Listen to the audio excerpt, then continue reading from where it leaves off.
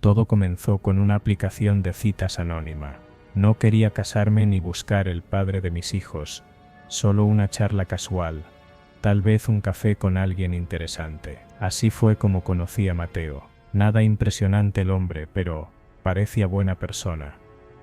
Una sonrisa amable y una descripción breve. Disfruto de las pequeñas cosas de la vida. Nada sospechoso, nada fuera de lo común. Después de algunos días de conversación, decidimos vernos en un parque cerca de mi casa. Era un lugar tranquilo, con senderos bien iluminados y bancos dispersos, ideal para una cita sin presiones. Llegué puntual, un poco nerviosa pero emocionada. Mateo apareció unos minutos después, pero no estaba solo. A su lado, una pareja de ancianos caminaba con paso pausado.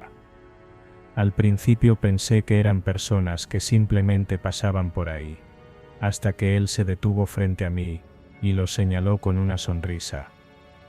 «Ellos son mis padres», dijo con naturalidad. La mujer se adelantó y me tendió la mano. «Hola Paulina, Mateo nos ha hablado mucho de ti». Sentí una punzada extraña en el pecho. ¿Por qué alguien traería a sus padres a una primera cita? Reí nerviosa, creyendo que tal vez era una broma o algún malentendido. Pero ninguno de los tres parecía encontrar la situación fuera de lo normal. «Mateo es un chico muy especial», agregó el padre, con una sonrisa rígida, casi forzada. «Esperamos que le hagas buena compañía». Hubo algo en su tono que me erizó la piel. Quise salir de ahí, inventar una excusa y largarme. Pero antes de que pudiera reaccionar, la madre de Mateo me tomó del brazo con una suavidad engañosa. «Por favor, Paulina, solo pasa un rato con él, no te quitará mucho tiempo». Quise apartarme, pero su agarre se volvió más firme. «Solo háblale un poco», insistió. «Él necesita amigas». Mateo me miraba en silencio, con una expresión neutral, como si todo esto fuera lo más normal del mundo. Mi corazón latía con fuerza, algo en la forma en que los tres me rodeaban, en la manera en que insistían, me provocaba un miedo visceral. Y entonces, el padre tomó mi mano y la colocó sobre la de Mateo. «Es un gesto de amistad», murmuró. «Él lo apreciará». Me invadió el pánico. No quería estar ahí. No quería que me tocaran. No quería ser parte de lo que fuera que estaba pasando. Me aparté bruscamente, tropezando hacia atrás. La madre me observó con desaprobación. «No eres la persona adecuada para Mateo», dijo, con frialdad. «Esperábamos más de ti». Dieron media vuelta y se fueron, caminando con la misma tranquilidad con la que habían llegado. Mateo no dijo nada, solo me lanzó una última mirada inexpresiva, antes de seguir a sus padres. No esperé ni un segundo más. Corrí hasta mi casa. Cerré la puerta con seguro, y me quedé en la oscuridad, intentando controlar mi respiración. Esa noche no dormí. A la mañana siguiente, un mensaje de un número desconocido iluminó mi pantalla. «Hola Paulina, lamentamos que te sintieras incómoda. Mateo sigue queriendo verte. Podemos intentarlo de nuevo». Era su madre. Bloqueé el número de inmediato. Pero aún hoy, cuando camino sola, cuando escucho un tono de mensaje desconocido, cuando la noche está demasiado silenciosa, siento que esos tres siguen ahí, observando, esperando que algún día diga que sí.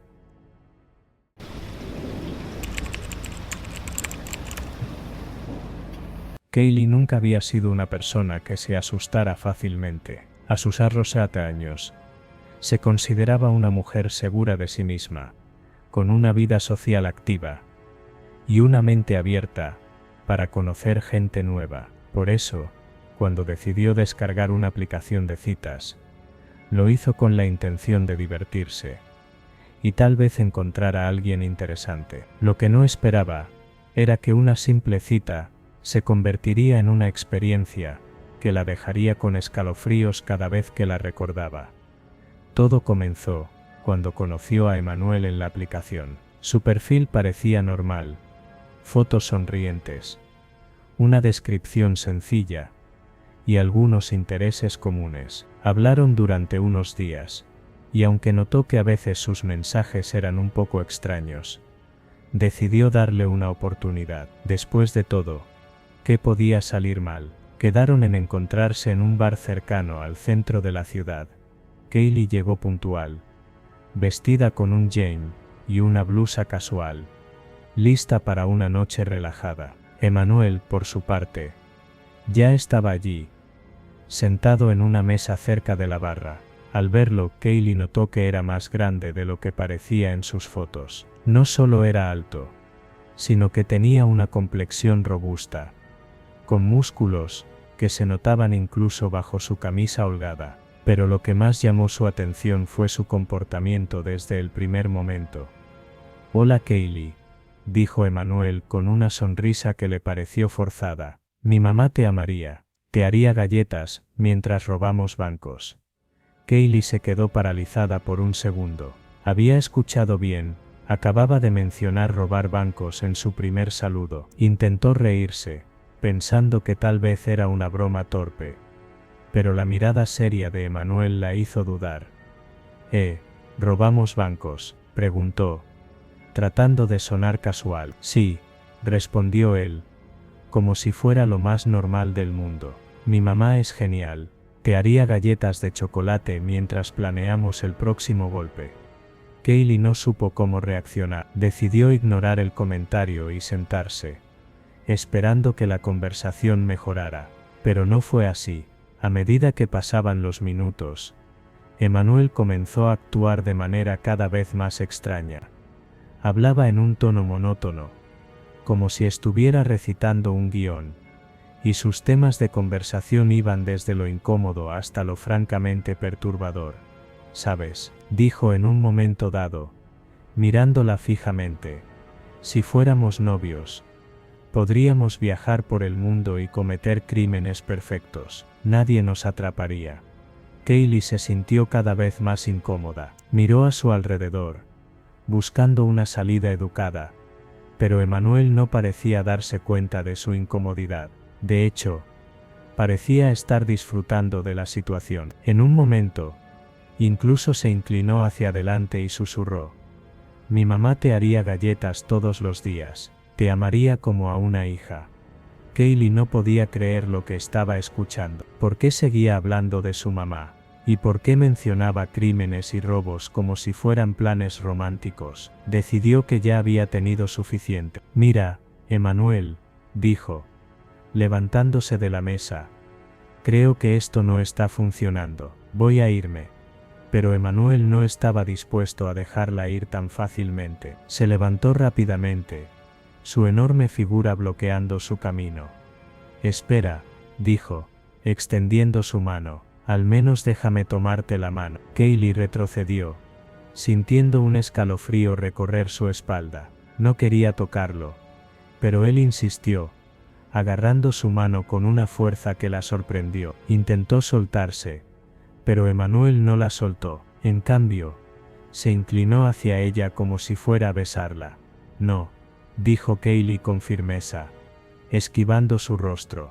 «Déjame ir». Emmanuel la miró por un momento, sus ojos brillando con algo que Kaylee no pudo identificar. Luego de repente, soltó su mano y se echó a reír. No era una risa amistosa, sino una carcajada fuerte y burlona que resonó en todo el bar. «Está bien», dijo, todavía riendo, «pero te estás perdiendo de algo grande». Kaylee no esperó a escuchar más. Se dio la vuelta y salió del bar lo más rápido que pudo, sintiendo que su corazón latía con fuerza en su pecho. No miró atrás, pero podía sentir la mirada de Emmanuel en su espalda, como si la estuviera siguiendo con los ojos. Cuando finalmente llegó a su auto, se detuvo un momento para recuperar el aliento. No podía creer lo que acababa de pasar. ¿Quién era ese hombre? ¿Y por qué había actuado de esa manera? Lo único que sabía era que había tenido suerte de salir de allí ilesa. Más tarde, mientras reflexionaba sobre la noche, recordó algo que había sucedido en el bar. Un hombre, al ver a Emmanuel, había dicho en voz alta: Joder, amigo. Jugué al baloncesto universitario y nunca había visto pantorrillas tan grandes. En ese momento, Kaylee no le había prestado mucha atención, pero ahora lo recordaba con claridad. Emmanuel era enorme. No solo en altura, sino en musculatura. Sus pantorrillas eran tan grandes, que parecían desproporcionadas, como si pertenecieran a un personaje de cómic. Y su fuerza. Kaylee no podía olvidar la forma en que la había agarrado, como si fuera una muñeca de trapo.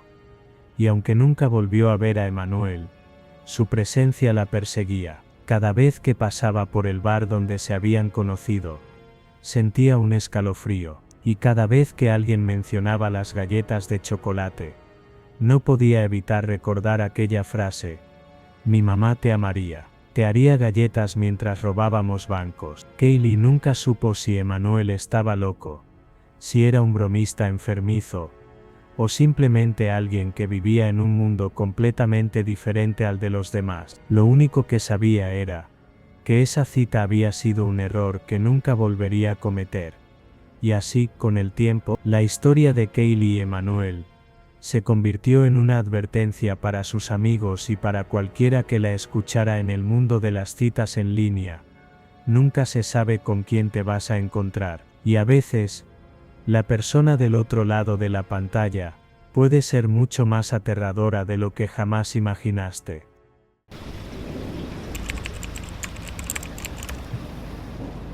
Esa noche comenzó como cualquier otra.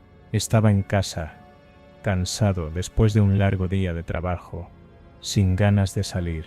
Pero entonces, recibí un mensaje de ella. Hola Jesús, ¿qué haces? Necesito salir. Tuve un mal día, y tú eres divertido. No sé por qué, pero algo en su tono me hizo sentir culpable. Aunque no tenía ganas, accedí. Está bien, te recojo en media hora, le respondí. Cuando llegué a su casa, ella ya estaba esperando afuera. Subió al auto con una sonrisa forzada, y un gracias que sonó más como un suspiro. No dije nada.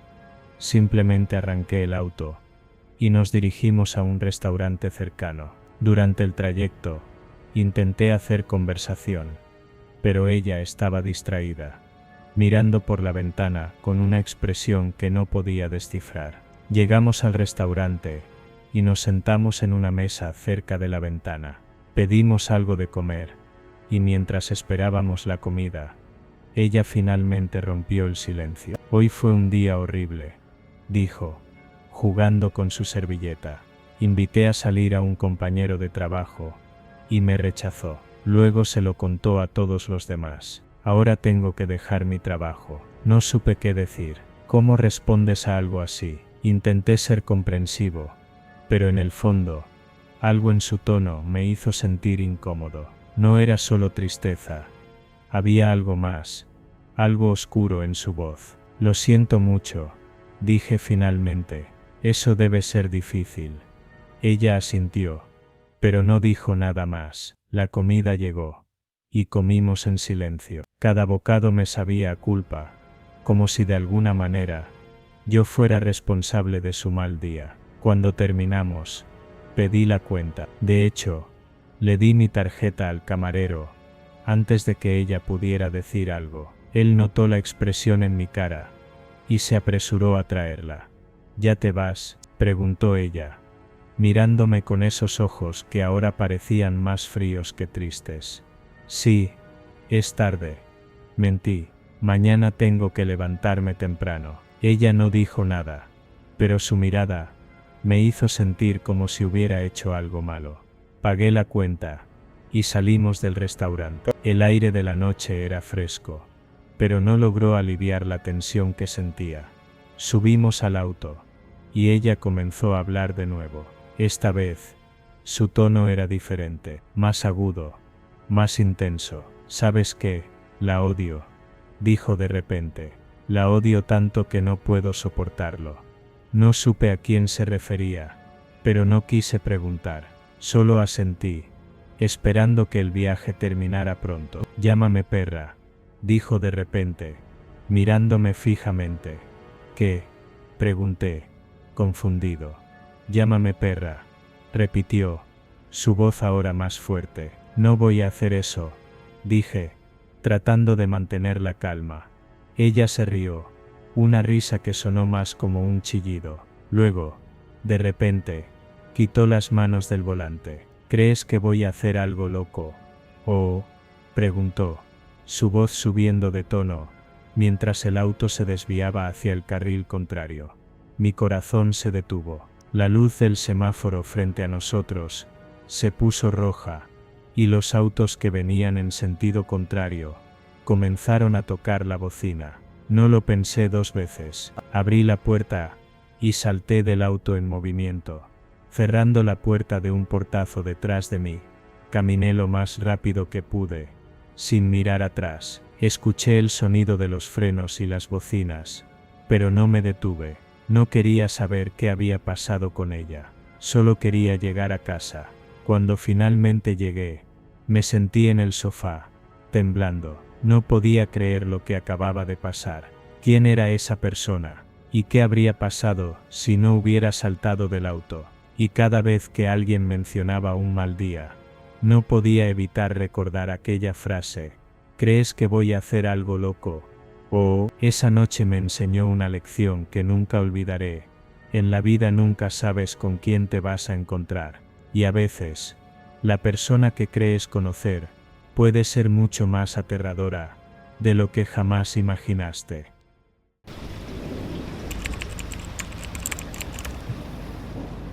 Tenía 7 años y estaba en el ejército. La vida en la base era rutinaria y monótona, así que cuando me emparejaron en línea con una chica de llevar años, me pareció una buena oportunidad para salir un poco de la rutina. Planeamos una cita. Yo no tenía coche, pero ella se ofreció a pasar por mí y llevarme a cenar. Me pareció un gesto amable. Cuando llegó a recogerme, la primera señal de alerta se encendió en mi cabeza. No se parecía en nada a las fotos que había visto en internet. No era solo un pequeño cambio. Parecía una persona completamente distinta, pero ya estaba ahí y no quería parecer grosero. Así que me subí al coche. Al poco de estar en camino, comenzó a insistir en desviarnos para llevarme a un lugar donde le gustaba fumar marihuana. Le dije con firmeza que estaba en el ejército y que eso podría meterme en problemas. Lo repitió varias veces, como si no me hubiera escuchado. Me incomodó bastante su insistencia. Finalmente, tras un par de negativas más, cedió con un suspiro y seguimos el camino hacia Applebee's. La cena no fue precisamente un éxito. Se burló de mis tatuajes, de mis aficiones, e incluso hizo comentarios condescendientes sobre el hecho de que estuviera en el ejército. Intenté mantener la calma, sonriendo y cambiando de tema, pero cada vez me sentía más incómodo. Apenas había terminado mi plato, cuando su teléfono comenzó a sonar. Ignoró las primeras 2 llamadas, pero a la tercera contestó. Resultó que, a pesar de tener yo 20 años, todavía estaba en la escuela secundaria y se estaba saltando el ensayo de la banda de música. En ese momento, algo en mi estómago se revolvió. No era que la diferencia de edad fuera enorme, pero me hizo sentir raro. ¿Por qué había sentido la necesidad de mentir sobre algo así? No mencioné nada, solo esperé a que terminara su llamada. Cuando terminamos de comer, ella insistió en pagar la cuenta, a pesar de que me ofrecía hacerlo. Luego intenté decirle amablemente que necesitaba volver a la base. No quería seguir con la cita. Algo en su actitud, en la forma en que se comportaba, me hacía sentir inquieto. No te preocupes, te llevo de vuelta, dijo con una sonrisa que no me convenció. El trayecto de regreso fue aún más incómodo. Tomó un camino distinto al que habíamos usado para llegar al restaurante. Se internó en una zona menos transitada, calles cada vez más oscuras y desiertas. Le pregunté si estaba segura de que íbamos en la dirección correcta, pero solo se rió. Quiero mostrarte algo antes de llevarte de vuelta, dijo con un tono casual, como si no acabara de ignorar completamente mi petición. Mi corazón comenzó a latir con fuerza. Miré a mi alrededor, pero no reconocía nada. La calle era oscura, flanqueada por edificios abandonados y lotes vacíos. No había casas. No había negocios abiertos. La sensación de peligro me recorrió la espalda. Prefiero que me lleves a la base, repetí, tratando de mantener la calma. Solo será un minuto, insistió. En ese momento, su teléfono sonó de nuevo. Lo contestó sin mirarme, hablando en voz baja. No entendí lo que decía, pero su tono cambió. Era más tenso. Luego colgó, y me miró con una sonrisa. Casi llegamos, dijo. Ya no tenía dudas. Algo iba mal. Con una voz firme, casi autoritaria, le dije, detén el coche ahora. Su sonrisa desapareció, su mandíbula se apretó, y sus dedos se cerraron con fuerza en el volante. Relájate, dijo sin mirarme. Aproveché un momento en el que redujo la velocidad para agarrar la manija de la puerta. No esperé. La abrí y me lancé afuera mientras el coche seguía en movimiento. Caí mal, raspándome el brazo, pero me levanté de inmediato. Escuché cómo ella pisaba el freno con fuerza. Me giré y vi que bajaba del coche, pero no me quedé a averiguar qué quería. Corrí sin mirar atrás. Después de unos minutos de carrera frenética, encontré una gasolinera. Me acerqué al empleado y le pedí usar el teléfono. Llamé a un compañero de la base para que viniera a recogerme. Mientras esperaba miré hacia la carretera. Su coche pasó lentamente por la calle, como si estuviera buscándome. Me quedé oculto hasta que mi compañero llegó. Cuando subí a su coche y le conté lo que había pasado, se quedó en silencio por un momento antes de decirme, tuviste suerte. No sé qué estaba planeando, pero no era nada bueno. Esa noche, busqué su perfil en la aplicación donde nos habíamos conocido. Había desaparecido. Busqué su nombre en redes sociales. No encontré nada. Era como si nunca hubiera existido. Nunca supe qué intentaba hacerme. Tal vez solo era alguien con malas intenciones. Tal vez algo peor. Pero una cosa sí aprendí esa noche. Confiar demasiado en un desconocido puede ser el mayor error de tu vida.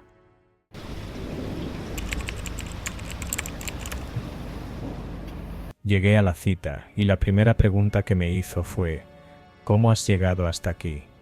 He ido en bicicleta, respondí con naturalidad. Su expresión se torció en una mueca de disgusto. Odio a los ciclistas. Siempre que los veo, me dan ganas de atropellarlos con mi coche.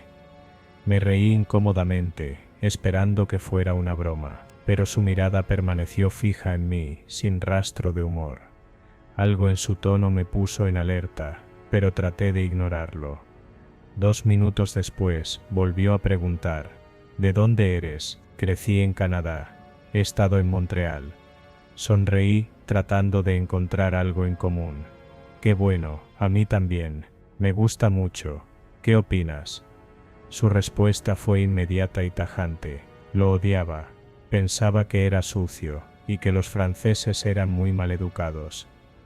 La conversación se estaba volviendo cada vez más incómoda, pero intenté mantener el ánimo. Empecé a hablar de mi trabajo, y mencioné que trabajaba en consultoría. A mí también. Lo odiaba. No me gustó ni un solo consultor que conocí, dijo con un tono de desprecio. Los minutos avanzaban con lentitud. La tensión se podía cortar con un cuchillo. A cada comentario que hacía, ella respondía con una queja o un desdén absoluto. Era como si disfrutara destruyendo cualquier intento de conversación. Me sentí atrapado, inquieto.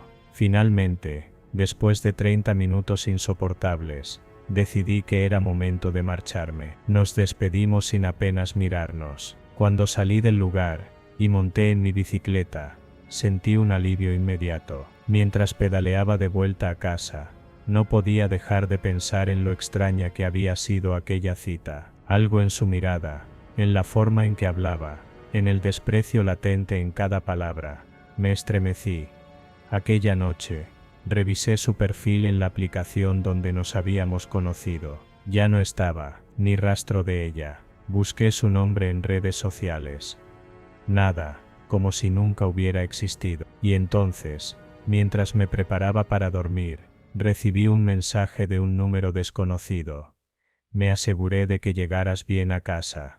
pero la próxima vez que te vea en bicicleta, mejor reza para que no tenga mi coche cerca. Sentí un escalofrío recorrer mi espalda. Bloqueé el número y apagué el teléfono, pero durante semanas, cada vez que montaba en bicicleta, no podía sacudirme la sensación de que alguien me observaba, esperando el momento justo para embestirme desde la oscuridad.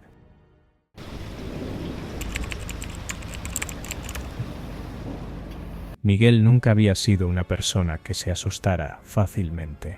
A sus 9 años, se consideraba un hombre seguro de sí mismo, con una vida social activa y una mente abierta para conocer gente nueva. Por eso, cuando decidió descargar una aplicación de citas, lo hizo con la intención de divertirse y tal vez encontrar a alguien interesante. Lo que no esperaba era que una simple cita se convertiría en una experiencia que lo dejaría con escalofríos cada vez que la recordaba.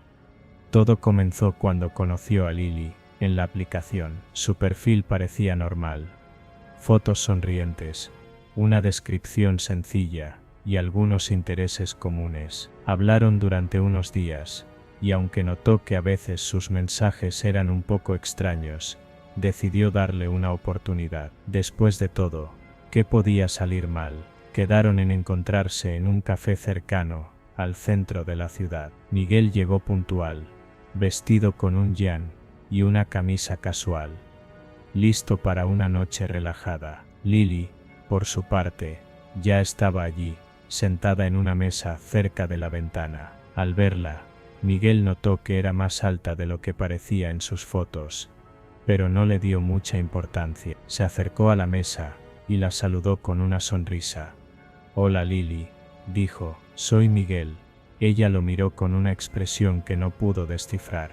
No sonrió, no dijo hola, simplemente asintió con la cabeza. Miguel se sintió un poco incómodo, pero decidió ignorarlo y sentarse. La conversación comenzó de manera normal, aunque notó que Lily parecía distraída, como si estuviera esperando algo. «¿Qué tal tu día?», preguntó Miguel, tratando de romper el hielo. «Bien», respondió ella, sin mirarlo a los ojos. Miguel intentó mantener la conversación, pero Lily no parecía interesada. Cada vez que hacía una pregunta, ella respondía con monosílabos, o simplemente asentía. Finalmente, después de unos minutos incómodos, Miguel decidió que ya había tenido suficiente. «Mira Lily», dijo, levantándose de la mesa, «creo que esto no está funcionando. Voy a irme». Pero Lily no estaba dispuesta a dejarlo ir tan fácilmente. Se levantó rápidamente, su expresión cambiando de indiferente a furiosa en un instante. «¿Qué? ¿Ya te vas?», preguntó, su voz subiendo de tono. «¿No te gustó?». Miguel retrocedió, sintiendo un escalofrío recorrer su espalda. No quería discutir, pero Lily no parecía dispuesta a dejarlo ir. «No es eso», dijo, tratando de mantener la calma. «Simplemente no creo que esto vaya a funcionar». Lily lo miró por un momento, sus ojos brillando con algo que Miguel no pudo identificar. Luego, de repente, agarró su bolso y sacó una botella de metal. Antes de que Miguel pudiera reaccionar, lo golpeó en la cabeza con toda su fuerza. El dolor fue instantáneo. Miguel cayó al suelo, sintiendo cómo la sangre comenzaba a correr por su rostro. No podía creer lo que estaba pasando. ¿Quién era esa persona? ¿Y por qué había actuado de esa manera? Lily se inclinó sobre él, su rostro ahora una máscara de ira. «¿Crees que puedes venir aquí, hacerme perder mi tiempo y luego irte?», gritó. «No me tratas así». Miguel intentó levantarse, pero el dolor en su cabeza era demasiado intenso. Lily lo miró por un momento, luego se dio la vuelta y salió del café, dejándolo tirado en el suelo. Cuando finalmente logró levantarse, Miguel se sintió en una silla, temblando. No podía creer lo que acababa de pasar. ¿Quién era esa persona? ¿Y qué habría pasado si no hubiera logrado levantarse?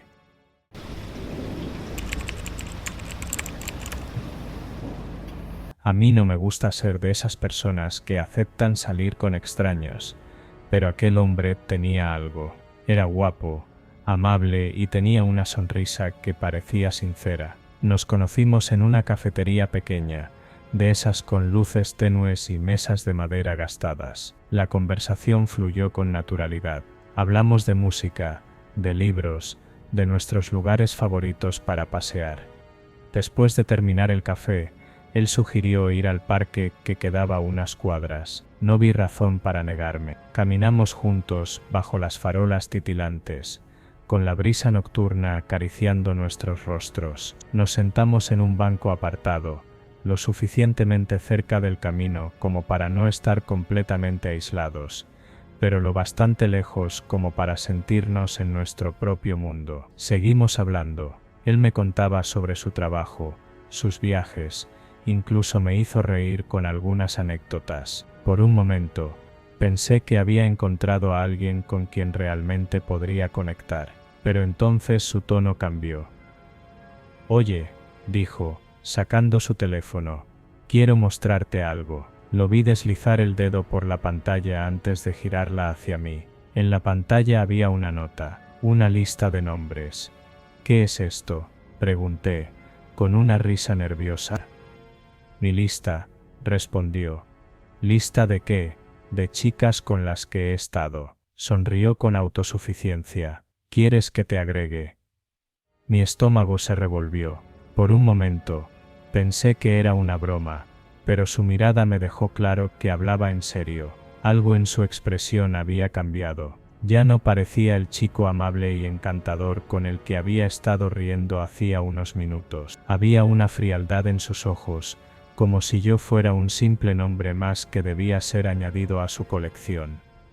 «Creo que ya es tarde», dije, intentando mantener la calma. «Debería irme». Él no respondió de inmediato, solo me miró, evaluándome como si estuviera considerando algo. Luego se encogió de hombros y guardó su teléfono. «Como quieras», dijo. Me puse de pie con cuidado, sin darle la espalda. Cada fibra de mi cuerpo me gritaba que no me confiara. Sentí su mirada fija en mí mientras me alejaba, cada paso acelerando con el latido de mi corazón. Cuando estuve lo suficientemente lejos, saqué mi propio teléfono y marqué el número de una amiga. «Recuérdame que nunca vuelva a aceptar una cita a ciegas». Esa fue la primera y última vez que lo vi. Pero durante semanas, no pude sacudirme la sensación de que alguien me observaba cuando caminaba sola por la calle.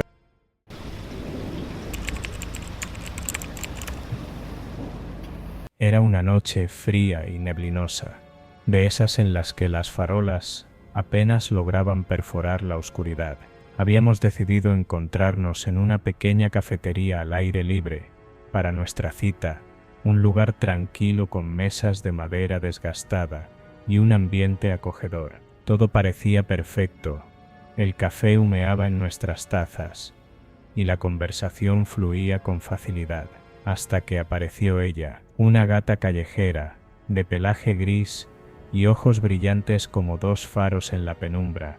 Se acercó sigilosamente a nuestra mesa. Sus pasos eran silenciosos, casi imperceptibles, y se sentó a pocos metros, mirándonos con una curiosidad inquietante. La vi y sonreí. Siempre había amado a los gatos.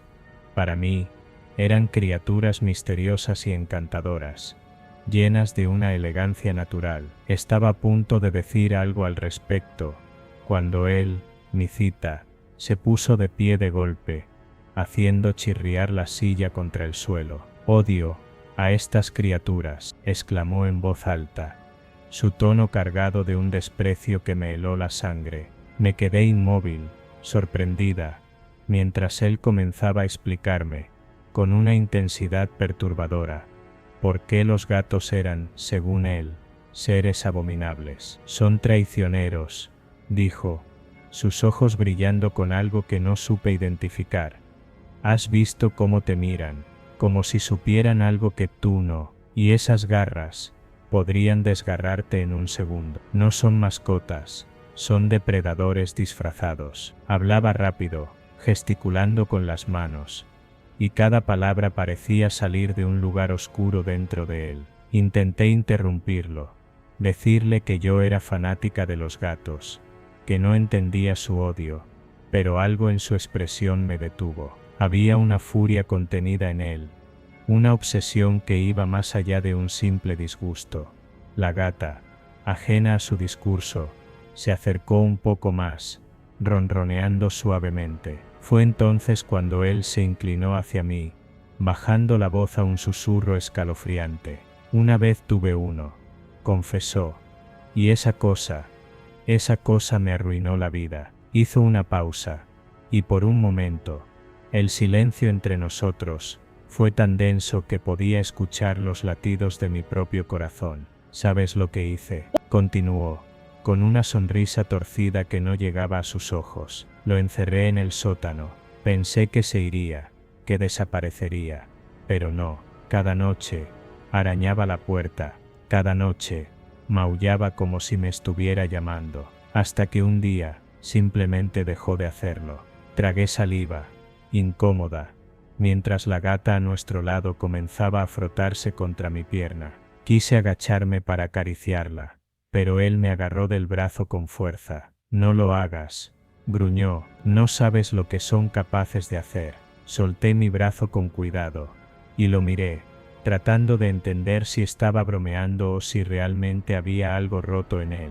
Pero entonces lo vi, un arañazo profundo y reciente en su mano, todavía rojo, como si algo lo hubiera marcado. La noche avanzó, y él siguió hablando de los gatos como si fueran una plaga, una amenaza sobrenatural. Sus historias se volvieron más extrañas, más oscuras. Habló de sombras que lo seguían, de ojos que lo observaban desde las esquinas de su casa, de un maullido que aún escuchaba en sus pesadillas. La gata gris, mientras tanto, no se movía de mi lado, como si supiera que yo era su aliada, pero cada vez que la miraba, sentía un escalofrío. Sus ojos eran demasiado inteligentes, demasiado profundos, como si realmente supieran algo que yo ignoraba. Cuando por fin decidí irme, alegando cansancio, él me miró con una intensidad que me puso los nervios de punta.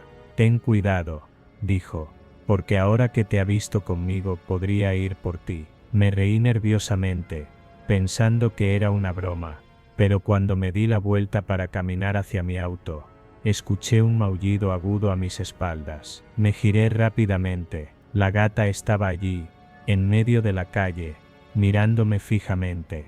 Él ya no estaba en la mesa. Había desaparecido sin dejar rastro.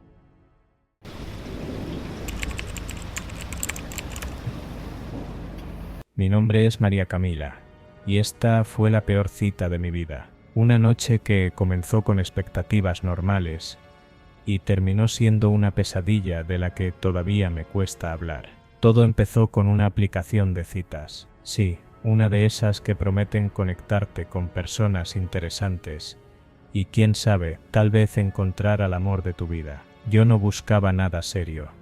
Solo quería salir, divertirme y conocer a alguien nuevo. Fue así como conocí a Alejandro. Su perfil parecía prometedor.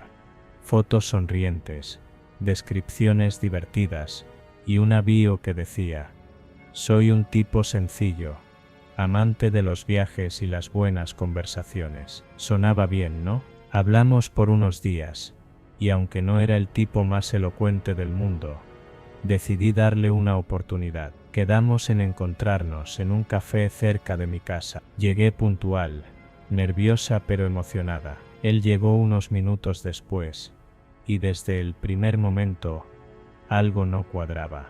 En sus fotos parecía más joven, pero en persona se veía mayor, mucho mayor. No quise ser grosera, así que decidí darle el beneficio de la duda. Comenzamos a hablar, y rápidamente descubrí que había mentido sobre su edad. En lugar de los Herbargo, que decía en su perfil, tenía Sandergo. Y no solo eso, también me confesó que se había divorciado recientemente. Fue un momento difícil, dijo, como si eso justificara todo. Me sentí incómoda, pero no quería ser grosera. Así que seguí con la cita, esperando que las cosas mejoraran. No lo hicieron. Después del café, Alejandro sugirió que fuéramos a un lugar más divertido. No me dijo a dónde, solo que confiara en él. Yo, en mi ingenuidad, acepté. Subí a su descapotable y comenzamos a manejar. Durante el camino, no dejaba de decir cosas extrañas como eres como una hermana para mí. Mientras me acariciaba la pierna, me sentí incómoda, pero cada vez que intentaba alejarme, él insistía en que era increíble por aceptar ir a ver strippers con él. Sí, strippers. Resulta que el lugar divertido al que me llevó era un club de caballeros, a 15 minutos de distancia. No podía creerlo. ¿En qué momento había aceptado eso? Traté de mantener la calma, pensando que tal vez sería una experiencia interesante. Pero todo se volvió aún más raro cuando llegamos.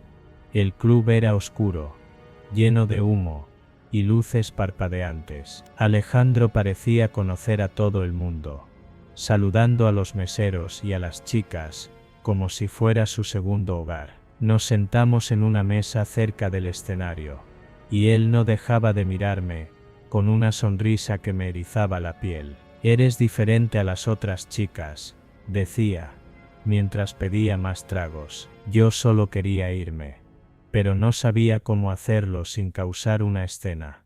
Después del espectáculo, Alejandro estaba completamente borracho. Insistió en llevarme de regreso en su descapotable, a pesar de que le sugerí llamar un taxi. No me escuchó. Subí al auto, sintiendo que cada fibra de mi cuerpo me decía que no lo hiciera, pero no quería quedarme varada en ese lugar. El viaje de regreso fue una pesadilla. Alejandro manejaba a toda velocidad, riéndose como si fuera una gran aventura. Mientras tanto no dejaba de enviar mensajes a otras mujeres en la aplicación de citas. Sí, justo frente a mí. Es solo para divertirme, decía, como si eso lo hiciera menos ofensivo.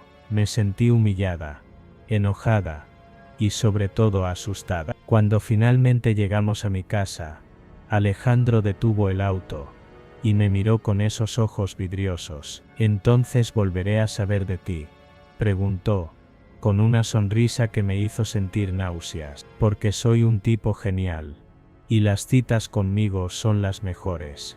No supe qué decir, solo quería salir de allí, lejos de él y de toda esa locura. Lo ignoré y abrí la puerta del auto, pero antes de que pudiera salir, él me agarró del brazo. No te vayas, dijo. Su voz era una mezcla de súplica y amenaza. Intenté liberarme, pero él era más fuerte. De repente me empujó contra el asiento y se subió encima de mí. Sus manos estaban alrededor de mi cuello, apretando cada vez más fuerte. No podía respirar, no podía gritar, solo veía su rostro, distorsionado por la ira y el alcohol. En ese momento, pensé que iba a morir, pero entonces, escuché golpes en la ventana del auto. Era una familia que pasaba por allí, alarmada por lo que estaban viendo. Alejandro se detuvo, confundido, y eso me dio la oportunidad de empujarlo y salir corriendo. No miré atrás, no me detuve hasta que estuve dentro de mi casa, con la puerta cerrada y asegurada. Lloré esa noche como nunca antes. No podía creer lo que había pasado. Había confiado en alguien que parecía normal, solo para descubrir que era un monstruo. Denuncié a Alejandro a la policía, pero como no había pruebas físicas, no pudieron hacer mucho. Él desapareció de la aplicación de citas, pero nunca desapareció de mis pesadillas.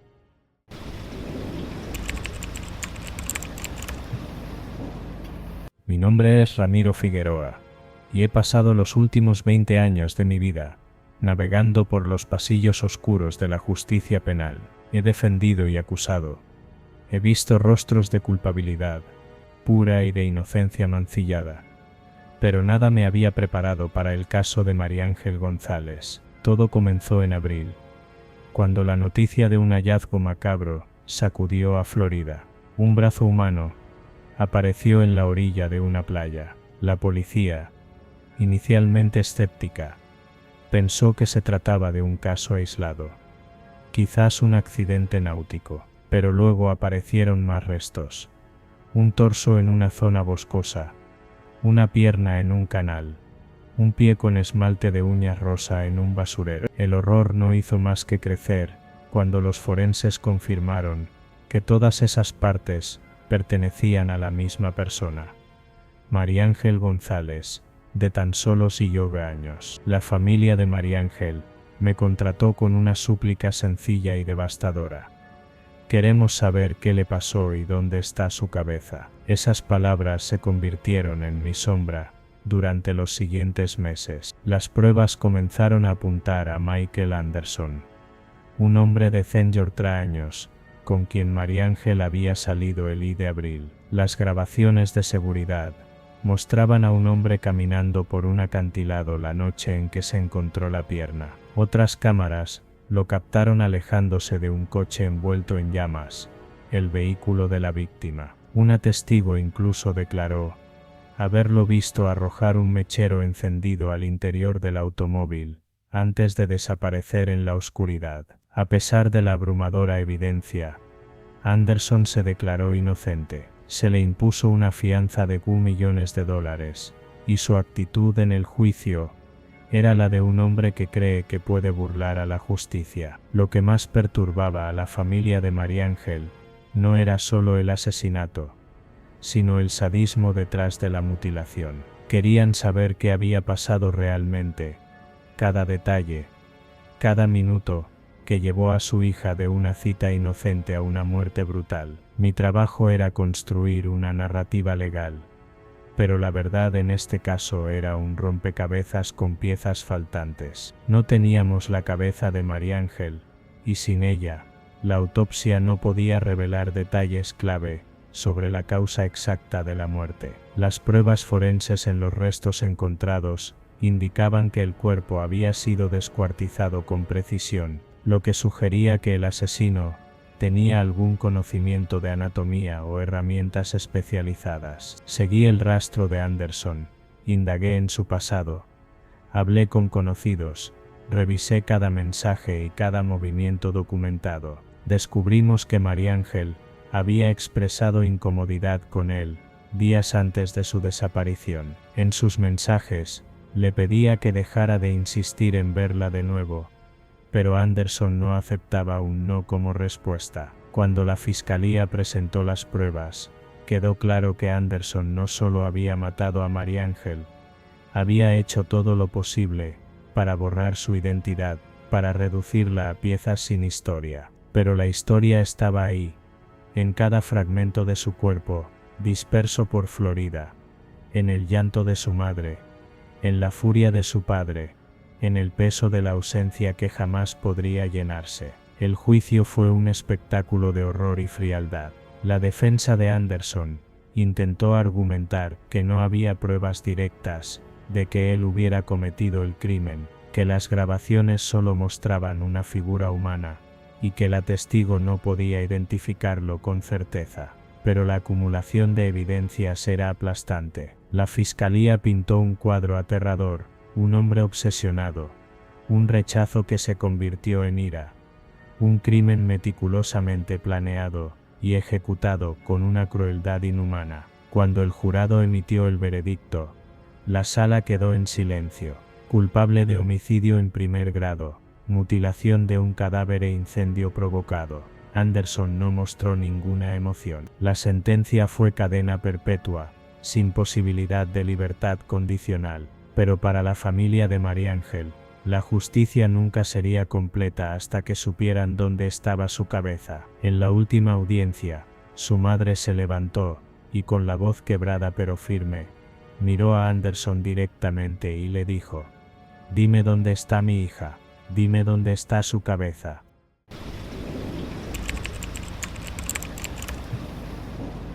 Me enamoré perdidamente, en el peor momento posible. Era Arniarín, el mundo estaba patas arriba por la pandemia, y yo estaba sola en mi casa de las afueras, rodeada de silencio y recuerdos. Mi esposo, Tom, había fallecido en octubre del año anterior, justo antes de que todo se derrumbara. Durante 7 años, él fue mi roca, mi compañero para hablar de todo, el clima, las noticias, nuestras peleas tontas sobre cómo podar los rosales. Cuando se fue, me dejó un vacío que no sabía cómo llenar. Extrañaba no tenerlo aquí para hablar sobre lo que estaba ocurriendo en el mundo. Ese caos de mascarillas y titulares alarmantes. Una amiga, preocupada por verme tan apagada, me sugirió que probara un sitio de citas en línea. Solo para charlar, Débora, dijo. No tienes que casarte con nadie. A mis lechibaraños. La idea me parecía ridícula. Pero la soledad pesa más que el orgullo. Así que lo hice. Pasé noches torpes navegando perfiles. Hasta que lo vi. Se llamaba Javier. Un leñador español, de Lechibaraños. No era un Brad Pitt. Ni siquiera particularmente guapo. Pero algo en sus fotos me detuvo en seco. Sus ojos oscuros. Su barba entrecana, la forma en que su boca se curvaba en una media sonrisa. Era como mirar a Tom otra vez, no idéntico, claro, pero tan parecido que sentí un nudo en la garganta. En su perfil decía que vivía a unas horas de mí, que le gustaba la naturaleza, y que buscaba compañía honesta. Le escribí un mensaje corto, casi temblando, y cuando respondió al día siguiente, su tono era cálido, familiar. Hablamos por chat durante semanas, luego por teléfono. Su voz tenía un acento suave, y me contaba historias de su vida cortando árboles en los bosques de España, antes de mudarse aquí. Me hacía reír, me escuchaba cuando hablaba de Tom, y poco a poco, empezó a llenar ese hueco que había dejado la muerte. Para mí esto era la tormenta perfecta. Estaba vulnerable, sola, y él parecía un regalo del destino. Después de un mes, acordamos vernos en persona. Voy a tu ciudad por trabajo, me escribió. Podemos tomar un café. Acepté, nerviosa pero emocionada. Nos encontramos en un parque tranquilo, con las calles casi vacías por las restricciones. Cuando lo vi acercarse, con su chaqueta gastada y una sonrisa tímida, mi corazón dio un vuelco. Era aún más parecido a Tom en persona. La misma postura encorvada, las mismas arrugas en la frente. Me abrazó como si ya nos conociéramos de siempre. Y pasamos la tarde caminando y hablando. Me sentía viva otra vez. Pero algo cambió al caer la noche. Habíamos decidido sentarnos en un banco para descansar, y él insistió en que fuéramos a un lugar más privado. Cerca de aquí hay un bar tranquilo, dijo. Podemos charlar sin tanto viento. Asentí, aunque una vocecita en mi cabeza me susurró que tuviera cuidado. Lo ignoré. Quería confiar en él. Caminamos unas calles hasta un callejón donde, según él, estaba el bar. Pero no había bar, solo un par de figuras esperando en la sombra. Antes de que pudiera reaccionar, Javier me agarró del brazo con fuerza. Dame todo lo que traes, gruñó, y su voz ya no era cálida, sino fría como el acero. Los otros dos se acercaron. Hombres más jóvenes, con ojos duros y manos inquietas. Uno sacó un cuchillo, pequeño pero brillante bajo la luz tenue. Me quedé helada, con el bolso apretado contra el pecho. Por favor, no, balbuceé. Pero Javier me arrancó el bolso de las manos. Me registraron sin cuidado, quitándome el reloj, los pendientes, el dinero que llevaba para el café. Estaba temblando. Pero lo peor vino cuando uno de ellos, el más alto, me miró y dijo: llévanos a tu casa. Mi estómago se hundió. Intenté mentir, decir que vivía lejos, pero Javier me cortó. Sé dónde vives, Débora. Me lo contaste todo. Era cierto. En nuestras charlas, le había dado detalles sin darme cuenta. Mi calle, mi vecindario, la casa con el porche blanco. Me habían engañado desde el principio. No tuve opción. Con el cuchillo cerca de mi espalda, los llevé a mi casa. El trayecto en mi propio auto fue un infierno silencioso, con Javier al volante y los otros dos vigilándome desde el asiento trasero. Cuando llegamos saquearon todo: joyas que Tom me había regalado, dinero en efectivo que guardaba en una caja fuerte vieja, incluso cosas sin valor como fotos y recuerdos. Yo estaba sentada en el sofá, con las manos atadas con cinta adhesiva que encontraron en mi cocina. Mientras ellos reían y se gritaban entre sí, Javier no me miraba. Era como si la persona con la que había hablado durante semanas nunca hubiera existido. Se fueron al amanecer, dejándome sola en una casa destrozada. Llamé a la policía, pero no había mucho que pudieran hacer. Les di el nombre, la descripción, las capturas de pantalla de nuestras charlas, pero el perfil de Javier ya no estaba en el sitio de citas. La investigación no llegó a nada. Probablemente un alias, me dijo un oficial. Estos tipos saben cómo desaparecer. Me mudé con mi hija por un tiempo, incapaz de dormir en esa casa violada por extraños. Pensé que lo peor había terminado. Me equivoqué. Empecé a verlo en todas partes. Una figura al otro lado de la calle. Un reflejo en una ventana. Siempre demasiado borroso para estar segura. Mi hija decía que era paranoia, que estaba traumatizada, pero yo sabía que era él. Una noche, desperté con un ruido en la casa. Un crujido suave, como pasos en el pasillo. Agarré un cuchillo de la cocina y revisé cada rincón temblando. No había nadie, pero una ventana estaba entreabierta, y juro que olí madera fresca, como si un leñador hubiera estado allí. Al día siguiente, encontré una nota en mi puerta. Te veo pronto, amor. La letra era la misma de las cartas. Ahora vivo con candados nuevos, cortinas cerradas, y una alarma que nunca apago. La policía no puede ayudarme sin pruebas concretas, y mi hija insiste en que me mude de ciudad, pero no puedo escapar de la sensación de que él está cerca, esperando. A veces en la quietud de la noche, escucho su voz en mi cabeza, esa voz que me hizo confiar en él. Eres como él, Débora. Por eso te elegí. No sé si se refiere a Tom o a algo peor, pero sé que no estoy a salvo. Me enamoré de un fantasma, y ahora un monstruo me persigue.